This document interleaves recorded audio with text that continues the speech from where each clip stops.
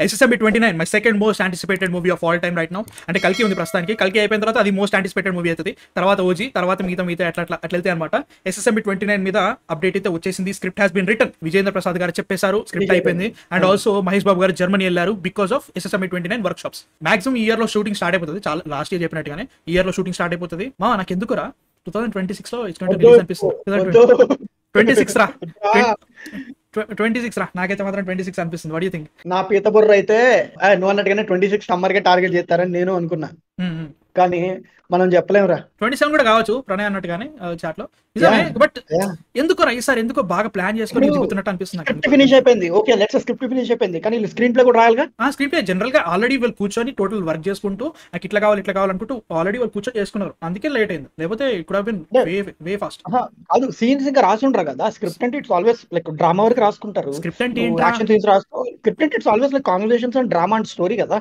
ఇప్పుడు action scenes రాసుకోవాలా, అది విజేంద్ర ప్రసాద్ గారు రాయరు కదా యాక్షన్ సీన్స్. ఇప్పుడు స్క్రిప్ట్ రాసే టైంలోనే రాజమౌళి గారు ఆయన పేరేంటారా కాంచి గారు, SS కాంచి గారు వాళ్ళు కూర్చొని చేస్తారు.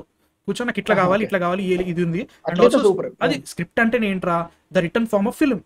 ఏదైతే ఫిల్మ్ నువ్వు చూస్తున్నావో దాని లిటరల్ గా రిటర్న్ ఫార్మ్. దాంట్లో యాక్షన్ సీక్వెన్సెస్ స్క్రిప్ట్ బట్టి కొంతమంది చేస్తారు, కొంతమంది నాకు ఈ సీన్ లో ఈ యాక్షన్ సీక్వెన్స్ లో ఈ పర్టికులర్ ప్రాప్స్ కావాలని చెప్పేసి రాసుకొని పెట్టుకుంటారు స్క్రిప్ట్ లో. దాన్ని నువ్వు కొరియోగ్రఫీకి వెళ్ళిన తర్వాత వేరే వెళ్తుంది guarantee. But still as a return form it will be there, script లోనే ఉంటుంది. అర్థమైంది. అంటే నేను యూజువల్ గా ఎన్నది ఏంటంటే, ఇప్పుడు అంటే అందరూ డైరెక్టర్లే కథలు కూడా రాసుకుంటున్నారు, కానీ ఒకప్పుడు కథ కొని దాన్ని వీళ్ళకి నచ్చినట్టుగా లైక్ స్క్రీన్ ప్లే ని సెట్ చేసుకునేవాళ్ళు. అండ్ ఇప్పుడు రాజమౌళి గారు కథ రాయట్లేదు, వాళ్ళ నాన్నగారు. అంటే నాకు తెలిసి ఎట్లాంటి ప్రాసెస్ ఉంటుంది అంటే, కథ విజేంద్ర ప్రసాద్ గారు రాయరు, ఆయన రాయరు అనమాట. ఆయన సిచ్యువేషన్ చెప్తారు. అని చెప్పిండు చాలా ఇంటర్వ్యూస్ చూసి, సినారియోస్ చెప్తాడు, సీన్స్ చెప్తాడు. ఈ సీన్ లో ఇట్లా జరుగుతుంది, ఇట్లాంటి క్యారెక్టర్ ఇట్లా బిహేవ్ చేస్తుంది, దీని గురించి డిస్కషన్ జరుగుతుంది. రైటింగ్ టీమ్ సపరేట్ గా ఉంటుంది, దీన్ని అల్లుతా ఉంటారు. దీంట్లో రాజమౌళి గారికి కావాల్సినవి ఇట్లా ఉండాలి, ఇట్లాంటి సిచ్యువేషన్స్ పడాలి, ఎమోషన్ ఇట్లా కంటిన్యూ కావాలి. దీంట్లో ఆయన స్క్రీన్ ప్లే తీసుకుంటారు అనమాట. విత్ దాట్ ఆల్సో SS కాంచి గారు దీంట్లో యాడ్ అయ్యారు కాబట్టి దీంట్లో ఆయన వర్క్ ఉంటుంది. సో ఇదంతా కూర్చొని చేస్తారు. జనరల్ గా ఒక స్క్రిప్ట్ రాసిన తర్వాత అయిపోయింది. జనరల్ గా ఒక స్క్రిప్ట్ రాశారంటే దీంట్లో ఇవన్నీ యాడ్ అవుతాయి. సీన్స్ పెట్టిన తర్వాత కూడా వీళ్ళందరి కాంట్రిబ్యూషన్ పెట్టిన తర్వాత కూడా లాస్ట్ కి బాగుంది స్క్రిప్ట్ క్రియేట్ అవుతుంది నా ఫీలింగ్. అదే జరిగిందని నేను అనుకుంటున్నాను. అండ్ ఆల్సో చాలా టైం ఉంది ఇప్పటికి, ప్రీ ప్రొడక్షన్ స్టార్ట్ కావడానికి కూడా ఇంకా చాలా టైం ఉంది. It will take time. Mahesh Babu garu will go holiday వెళ్తారు మళ్ళీ, ఎందుకంటే మొన్న గుంటూరు కారం టెక్నికలీ చెప్పండి డిసెంబర్ లో అయింది షూటింగ్ అయిపోవడం గుంటూరు కారం కేసు. కాబట్టి హిల్ టేక్. ఎవరేమనుకున్నా కానీ మహేష్ బాబు గివ్ 100%. ఆ టైప్ లో ఏ ఫిల్మ్ లో చూడలేదు. పైవి ఒక వీడియో చేసిండ్రా నిన్న, సూపర్ వీడియో. రాదు ఎందుకు గుంటూరు కారం ఫెయిల్డ్ యాజ్ అ ఫిల్మ్ అని చెప్పేసి. దాంట్లో పాసివ్ ప్రొటాగనిస్ట్. జనరల్ గా నేను చదివినప్పుడు ఫిల్మ్స్ గురించి నేను నేర్చుకునేటప్పుడు వినే పదాలన్నీ దీనిలో వాడిండు. జనరల్ గా మనం మాట్లాడుకునేటప్పుడు ఒక తెలుగు సినిమాలో ఇలాంటి పదాలు మనం విన్నాం. పాసివ్ ప్రొటాగనిస్ట్ అంటే లైక్ మనకి కథలో కనపడదు, కానీ దాని వల్ల కథ బట్టి ప్రొటాగనిస్ట్ ఇన్ఫ్లుయెన్స్ అవుతాడు. యాక్టివ్ ప్రొటాగనిస్ట్ అంటే protagonist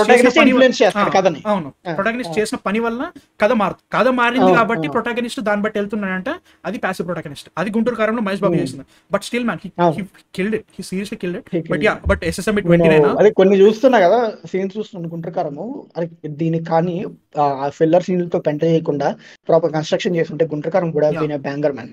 but let's move on. That మరి గుంటూరు కారం మాట్లాడుతున్నాం 3 వీక్స్ అయిపోయింది ఇప్పటికే. బట్ SSMB 29 లో సెకండ్ ప్రొడ్యూసర్ ఉంటాడంట. I want it to happen as a Hollywood producer. Please Hollywood. అంటే లైక్ 20% వీళ్ళు 80% వాళ్ళు, అంటే లైక్ KL నారాయణ వాళ్ళు 80% 20% ఇట్లా చేసుకుని డిస్ట్రిబ్యూషన్ అవంతా చెయ్యాలరా. I want it to happen. And also ఒక డిసిప్లిన్ క్రియేట్ అవుతుందిరా. ఒకవేళ రాజమౌళి గారే ఆయన ఇప్పుడు ఏళ్ళు షూట్ చేస్తారు, 300 days అంటే లిటరల్ గా 1 year దాకా షూట్ చేస్తున్నారంటే, ఆయన తక్కువ చేసుకుంటూ ఆయన కొత్త టెక్నాలజీ వాడి ఎక్కువ షూటింగ్ డేస్ తక్కువ చేసిన అనుకో, డెఫినెట్లీ యాజ్ అన్ ఇండస్ట్రీలో ఎక్కువ ఇంపాక్ట్ క్రియేట్ అవుతుంది. ఆయన చేయగలుగుతున్నప్పుడు మనం కూడా వీ క్యాన్ ఈజీలీ క్రియేట్ అని చెప్పేసి. అండ్ ఆల్సో డిసిప్లిన్ ఎవరెవరికి ఎట్లా ఉంటాయి ముందు నుంచే ప్రాపర్ ప్లానింగ్. ఎందుకంటే ప్రీ ప్రొడక్షన్ అనేది మనకి బాహుబలి ముందు ఎక్కడ ఉంటున్నారా ప్రీ ప్రొడక్షన్ అనేది, ఎప్పుడైనా విన్నాం మన పేరు.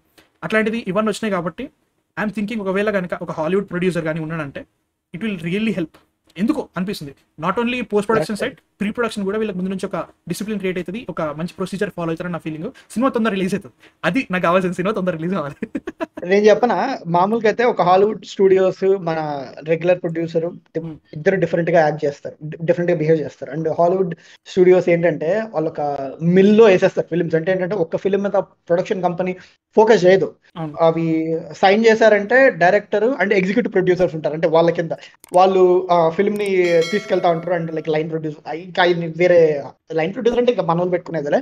అయితే అవన్నీ ఉండి ఒక డెడ్ లైన్ ప్రొవైడ్ చేసేస్తారు. అంటే నీకు తెలిసిందే అక్కడ యూజువల్లీ 1 year 2 years స్క్రిప్ట్ మీద కూర్చుంటారు. ఎప్పుడైతే సెట్ మీదకి వెళ్ళారో 365 days వాళ్ళు ఫైనల్ ప్రోడక్ట్ చేతిలో పెడతారు యూజువల్లీ. అది సో మరి ఇప్పుడు మన Rajamouli garu he doesn't work like that. First ఆయన he'll take some time and ఆయన టైం తో పాటు బడ్జెట్ పెరుగుతుంది. లైక్ హాలీవుడ్ ప్రొడక్షన్ హౌసెస్ అయితే టైం తో పాటు బడ్జెట్ ఇంక్రీజ్ అయ్యే యాక్టివిటీని వాళ్ళు పెద్దగా ఎంకరేజ్ చేయరని అనుకుంటున్నాను. అంటే ఉంటది వాళ్ళకి సీన్స్ రాసేస్తావు, సీన్ కి బడ్జెట్ అంతా ప్రొవైడ్ చేసేస్తావు, దానికి around ± estimated budget including promotions అంతా కలిపి దానికి సెట్ చేసేస్తారు. That is your budget, that's it. అది సో మరి ఇలాంటి సిచ్యువేషన్ లో ఇప్పుడు ఆయన మరి ఆయనకి ఇంకా టేస్ట్ వచ్చిందో రాలేదో నాకు తెలియదు. అంటే హాలీవుడ్ ప్రొడక్షన్స్ ఎలా వర్క్ అవుతాయి అంటే లైక్ మనమే ఇంత పత్తి పర్ఫార్మెన్స్ చేయలేంది, ఆయన ఇంకెంత నాలెడ్జ్ సంపాదించుకుని ఉంటాడులే కానీ దాని మీద స్టిల్ ఆయన వర్క్ చేయగలుగుతారా? అంటే ఆయన స్టైల్ కి అగెన్స్ట్ అయితే వెళ్ళారు కదా, మెథడ్స్ ఇంప్రూవ్ చేస్తారు కానీ టైం కి ఇవ్వగలుగుతారా, తర్వాత స్ట్రిక్ట్ బడ్జెట్ మెయింటైన్ చేయగలుగుతారా అన్నదే మెయిన్ ఇష్యూ. అంటే కేఎల్ నారాయణ గారు అయితే వీళ్ళు చెప్తున్న బడ్జెట్ ని ఎఫోర్డ్ చేస్తారా లేదా అనేది కూడా అదొకటి. ఎందుకంటే ఫైనాన్సర్స్ ఇస్తారు కాబట్టి బడ్జెట్స్, సో ముందుకు వస్తారని అనుకుంటున్నాను. అంటే ఈయన ఒక్కళ్ళే ప్రొడ్యూసర్ ఉన్నా కానీ ఫైనాన్సర్స్ ముందుకు వచ్చి ఇస్తారు. ఎందుకంటే లైక్ ప్రొడ్యూసర్ ఎవరైతే ఏంటి లైక్ డైరెక్టర్ రాజమౌళి గారు కాబట్టి ఎవరైనా మనీ ప్రొవైడ్ చేస్తారు కాబట్టి single producer would be enough. కానీ వీళ్ళు ఎందుకో ఆ స్ట్రెస్ ని తగ్గిద్దామని చెప్పేసి 2 స్టూడియోస్ ఇవ్వటము, నువ్వు అన్నట్టుగానే సెకండ్ ప్రొడక్షన్ అంటే సెకండ్ ప్రొడ్యూసర్ దిల్ రాజు గారు అంటున్నారు కొంతమంది. సో అది ఎలా ఉండబోతుందో చూడాలి. Who's the producer of KL Narayana గారు అండి. ఆయన ఏ బ్యానర్ తెలియదు నాకు. ఈ రాజమౌళి గారు చెప్పేది వరకు ఆయన ప్రొడ్యూసర్ ఎవరో తెలియదు ఇప్పుడు ఆయన పేరు. సో యా కేఎల్ నారాయణ గారు. సో అదొకటి ఉంది. But yeah man very excited for this movie. అసలు ఆఫ్రికన్ జంగిల్ అన్నారు, ఇండియానా జోన్స్ అన్నారు, చెప్పిన తర్వాత అది ఒక వేరే లెవెల్ ట్రెండింగ్ అయిపోతుంది ట్విట్టర్ లో కానీ సోషల్ మీడియా మొత్తంలో. Very exciting. Sai Durga arts అంటారా ఒక ప్రొడ్యూసర్, సాయి దుర్గా ఆర్ట్స్ అంట. బట్ చూడాలి, వెరీ ఎక్సైటెడ్ ఫర్ ఇట్. 2 వచ్చినాయి. ఒకటి అంట నిన్నే సంతోషం రాయ్ మంచి ఫిల్మ్ అది చాలా బాగుంటుంది. ఇంట్లో ఇల్లాలు వంటింట్లో ప్రియులు, అది కూడా సూపర్ హిట్ రా. వాయమ్మో ఏం చేస్తున్నాడు 2 రోజులు ఈయన సినిమాలు చేయకుండా. ఆయన లాస్ట్ ఫిల్మ్ రాఖీ. అబ్బా 2006 2006 లో ఆపేసిండు ఆయన. చాలా పెద్దనే ఉందిలే కానీ. బట్ యా మ్యాన్ ఇద్దరు ప్రొడ్యూసర్లు అంట. And also film is going to తొందరగా షూట్ అవుతుంది. మనకి అఫీషియల్ అప్డేట్ రాబోతుంది. ఐ వాంట్ ఈసారి అయినా కానీ మళ్ళీ లైక్ RRR చేసినట్టుగానే మళ్ళీ రాజమౌళి గారు ప్రెస్ మీట్ పెట్టేసి సినిమా ఎలా ఉండబోతుంది, ఏంటి, what is the film is about అని చెప్పేసి ముందే చెప్తే ఐ విల్ బి లైక్ ఒక 2 ఏళ్ళు కళ్ళు మూసుకొని సినిమా ఎలా ఉండబోతుందని మనం కలలుగా అందాం అని టీజర్ ఇస్తాడు. అలా ఉండదురా ఇలా ఉంటుందని చెప్పాలి. అప్పుడు మళ్ళీ మనం అంతా డైవర్ట్ అయిపోయి ఇలా ఉండేసి సినిమాని ఎంజాయ్ చేయొచ్చు. That is the best thing right. ముందే ఇలా ఉండవు, ఇది రా సినిమా, దీని మీద ఉంటుంది సినిమా అని చెప్పేసి దాన్ని నువ్వు దానికంటే ఒక 100 times ఎక్కువ బెటర్గా అచీవ్ చేసి చూపిస్తే అది that's what I like about Rajamouli గారు. అనౌన్స్మెంట్ అప్పుడు నేను అనిపించింది నచ్చింది. అనౌన్స్మెంట్ అప్పుడు అల్లూరి సీతారామరాజు ఏంటి, కొమరం భీమ్ ఏంటి, ఏంద్రా బాబు ఇది ఎటో పోతుందేమో అనుకున్నా. అదే టైంలో సైరా అనౌన్స్ అయింది. అంటే లైక్ ఆ టైంలోనే సైరా వస్తుంది. ఇంకో 2-3 ఫిల్మ్ అప్పుడే పద్మావతితో, అంటే పద్మావతి రాదు లెక్కలోకి, బట్ ఇంకేమో 2-3 ప్రొడక్ట్స్. అంటే what I wanted was like a Baahubali kind of thing. అందరికీ అదే ఉండదు. నువ్వు ఒక వరల్డ్ క్రియేట్ చేసినావు, ఒకటి తీసుకెళ్లిపోయినావు, అండ్ ఆల్సో అట్లాంటిది ఇంకా పెద్ద ప్రాజెక్ట్ తీసుకుంటున్నావు అని అనిపించింది.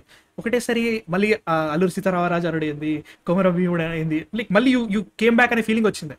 ఎప్పుడైతే నాకు ఎక్కడ తెలుసా మా బాబు ఇది వేరే లెవెల్ సినిమా ఉండబోతుంది అనిపించింది తెలుసా.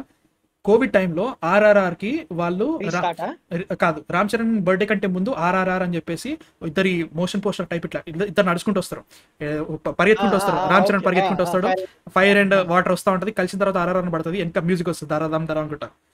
అక్కడ నేను ఫిక్స్ సినిమా కొట్టబోతుందని ఫిక్స్. తర్వాత నెక్స్ట్ 3 days లోనే మళ్ళీ రామ్ చరణ్ గారు అది వచ్చింది గ్లిమ్స్. ఇంకా చాలు, ఏమి వద్దు నాకు, నేను వెయిట్ చేస్తా. భీమ్ ఫర్ రామరాజు వేరే ఉండదు మాత్రం, కిక్కాస్ ఉండే. మళ్ళీ దాని తర్వాత 6 months వెయిట్ చేసినాం. మళ్ళీ ఎన్టీఆర్ది దీనికంటే బాగుంది, అమ్మో బాబా ఇది. ఇక దాని తర్వాత ఇటో వెళ్ళిపోయింది. బట్ స్టిల్ ఫస్ట్ స్టార్టింగ్ నువ్వు చెప్పినట్టుగానే 453 crores బ్రేక్ ఈవెన్ అంటే తక్కువనారా కదా. 453 crores రా. ఈవెన్ దీని పేరు 2.0 కూడా లేదు అంతగానం. హైయెస్ట్ బడ్జెట్ ఇంకా 2.0, దీనికంటే ఎక్కువ 575 ఎంత. అట్లాంటిది వీళ్ళు ఇంతగానం పెట్టి ఎట్లా హిట్ అవుతుంది ఎట్లా ఉండే టెన్షన్. కానీ really excited for the film seriously. So అలానే ఇది కూడా అలా జరగాలని నాకైతే గ్యారంటీగా ఉంది. యా మ్యాన్ లెట్స్ నాకైతే నచ్చింది. మీ థాట్స్ చెప్పండి నాకు.